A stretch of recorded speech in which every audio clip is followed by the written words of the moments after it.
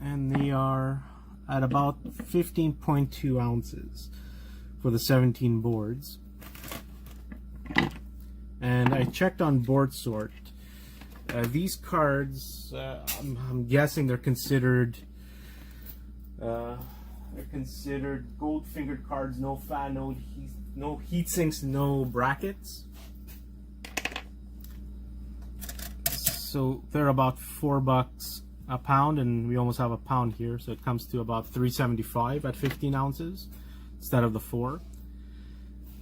You could cut the gold pins off, but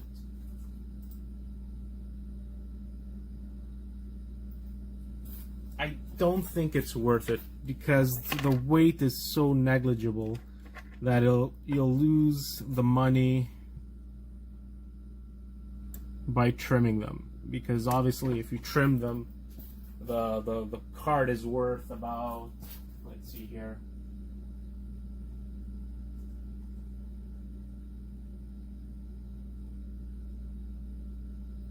so the trimmed is $2, so you'll gain about $16 for the trimmed fingers per pound, but this is so negligible. You'll probably make like a couple of ounces at most if you trim them all, and you'll lose $2 on the value of the full board. So better to keep them complete like that. You get the extra $2 on the weight of everything, unless you do gold recovery. If you do the gold recovery, obviously better to trim the fingers and send the card as is, or do a complete depopulation. And if you know how to work on the IC chips and everything, you can do that too. Me personally, I'm gonna send them in like this.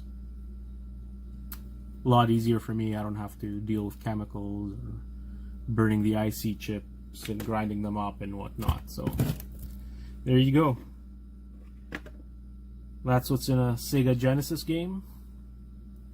Now you know you have quite a bit of gold content, pretty decent, especially the hockey ones. So there's 17 of these boards here. So with 17 games, you'll get about, more or less, depending on the size of the boards, because there's smaller and bigger ones, let's say you'll get $4 for scrapping them.